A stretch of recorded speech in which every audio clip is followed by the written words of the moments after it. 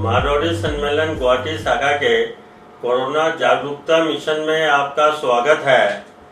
इस कड़ी में हम वर्तमान में कोरोना की जो परिस्थिति है, जो पहले सामूहिक संक्रमण था वह पारिवारिक संक्रमण हो चुका है और हर घर घर में दस्तक दे चुका है। ऐसे में हमें क्या एहतियात बरतना चाहिए, किस तरह के उपाय अवलंबन करने चाहिए, हम गुवाहाटी शाखा के कार्यकारिणी सदस्य डॉक्टर दिनेश अग्रवाल से इस बारे में चर्चा करेंगे, जो दिन रात कोरोना की सेवा में समर्पित है। आज की परिचर्चा में डॉक्टर दिनेश अग्रवाल का स्वागत है।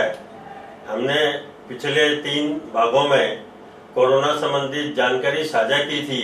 उसी कड़ी में कुछ अपने पास में नए प्रश्न आए हैं, आज हम उन पर चर्चा करने जा रहे हैं। पहला प्रश्न जयप्रकाश जी ने भेजा है, कोरोना वायरस फ्लू से कैसे अलग है? क्या लक्षणों के बीच में कोई ओवरलैपिंग है या कोई उनमें फर्क है? निमोनिया हो या फ्लू के टीके कोरोना वायरस से बचने के लिए कितने सहायक हैं? बहुत ही अच्छा सवाल है जो सांवर जी जयप्रकाश जी ने भेजा कि इन्फ्लुएंजा और कोरोना वायरस में क्या डिफरेंस है और क्या दोनों ही एक से हैं। देखिए, सिम्टम्स वाइज दोनों के सिम्टम्स शुरू होने में सर्दी, जुकाम, बुखार जैसे ही शुरू होते हैं, लेकिन दोनों में ये समानता के अलावा बहुत सारी असमानता भी है। इन्फ्लुएंजा वायरस इसकी जो ट्रांसमिशन है वो बहुत जल्दी है, जिसको हम लोग इंक्यूबेशन पीरियड बोलते हैं। 2 से 3 दिन की इंक्यूबेशन पीरियड है, जबकि कोरोना वायरस का जो इंक्यूबेशन पीरियड है, जबकि आपके शरीर में घुसना और आपका सिम्टम सर्दी जुकाम होना, जिसको इंक्यूबेशन पीरियड बोलते हैं, वो 5 से 6 दिन का है, जबकि इन्फ्लुएंजा वायरस का ये 2 से 3 दिन का। ये एक मेजर डिफरेंस है। और दूसरा डिफरेंस ये है कि इन्फ्लुएंजा वायरस ज़्यादातर बच्चों में और एल्डरली एज ग्रुप में है, जबकि कोरोना वायरस बच्चों में कम देखा गया है और एल्डरली ही इफेक्टेड है। दूसरा क्या है कि कितने लोगों को इन्फेक्ट करता है। इन्फ्लुएंजा वायरस और कोरोना वायरस में डिफरेंस है कि एक कोरोना वायरस का रोगी 2 से 2.5 रोगियों को अलग इन्फेक्ट करते हैं। अगर हम ये सोचें कि एक आदमी जिसको कोरोना है, उसने अगर 2.5 रोगियों को इन्वॉल्व किया, तो वो 2.5 आदमी फिर 7.5 को, और 7.5 से मल्टीप्लाई वो 25 को, इस हिसाब से तेजी से एपिडेमिक और पैंडेमिक का रूप ले लिया। जबकि इन्फ्लुएंजा में ये एक से दूसरे को इन्फ्लुएंस करने की ताकत इतनी नहीं है। ये एक मेजर डिफरेंस है। दूसरा ये है कि इन्फ्लुएंजा वायरस हम बहुत दिनों से जानते हैं, इन्फ्लुएंजा की वैक्सीन भी अवेलेबल है, और हर साल WHO जुलाई के मंथ में एक जो नई स्ट्रेन डेवलप होती है उसको डिक्लेरेशन करते हैं, और विद वैक्सीन से हम इसका बचाव रख सकते हैं। कोरोना अपने आप में एक नई बीमारी है जो दिसंबर 2019 में चाइना से शुरू हुई थी। अभी भी संसार के रिसर्चर एंड मेडिकल साइंस रोज नित नई जानकारी जान पा रहे हैं, और ये भी एल्डरली एज ग्रुप और जिसके पुरानी बीमारियां जैसे डायबिटीज, प्रेशर, हार्ट डिजीज है, उसको ये ज्यादा इन्फेक्ट करती है। जिसको COPD है, दमा की, या जो स्मोकर है, उनको ये ज्यादा रूप से इन्वॉल्व करती है।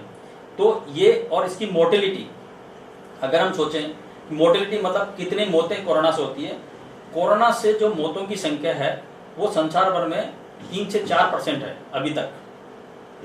लेकिन अगर ये इन्फ्लुएंजा को देखें हम लोग, तो मोर्टेलिटी की संख्या 0.1% है। तो इस हिसाब से कोरोना अपने आप में मौत को ज्यादा दावत दे रही है। अगर देखा जाए 80% रोगी एसिम्प्टोमेटिक है या माइल्ड सिम्प्टोमेटिक है, जो अपने आप घर में ठीक हो जाते हैं या पता भी नहीं चलता उनको।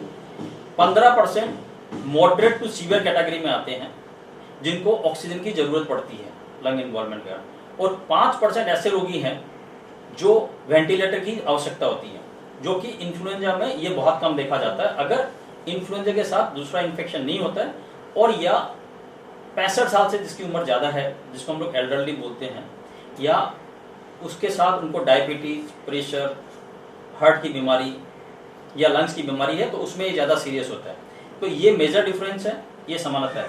इसके साथ ही आपने एक सवाल और किया था जो जयप्रकाश जी ने किया था, निमोनिया के, कि निमोनिया और फ्लू की वैक्सीन कोविड में कितनी कारगर है।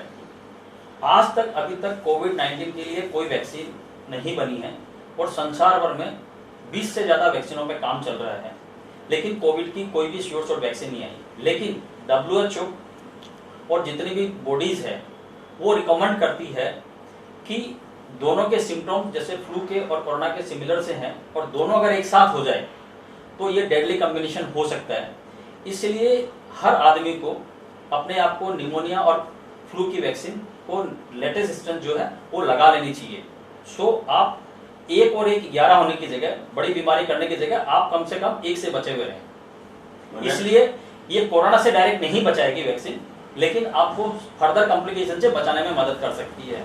मैंने इसका निष्कर्ष ये निकल रहा है कि कम से कम निमोनिया और कोरोना जब एक साथ होती है तो कम से कम निमोनिया पार्ट से हम सुरक्षित रह सकते हैं। हाँ, और फ्लू की वैक्सीन से भी आप हैं तो लगानी चाहिए। इससे कोई नुकसान है? इससे कोई नुकसान नहीं है।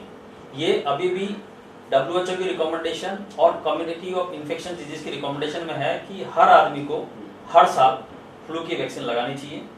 जो आदमी डायबिटीज है, एल्डरली एज ग्रुप में है उनको, और जो किडनी से सीधा या कोई भी कोमोर्बिड कंडीशन है, चाहे लंग की प्रॉब्लम हो चाहे हार्ट की प्रॉब्लम हो, उसको निमोनिया और फ्लू की वैक्सीन लगानी चाहिए। इससे कोई नुकसान नहीं है? नहीं, कोई नुकसान नहीं है। आपको वैक्सीन लगाने के पहले जो कॉन्ट्राइंडिकेशन है, अगर आपको अभी कोई बुखार है या सर्दी जुकाम लगी है तो आपका डॉक्टर बताएगा ये राइट टाइम आपका नहीं है। आप हर समय नहीं लगा सकते। आप लगाने के पहले अपने डॉक्टर से, फैमिली फिजिशियन से परामर्श करके लगाएं।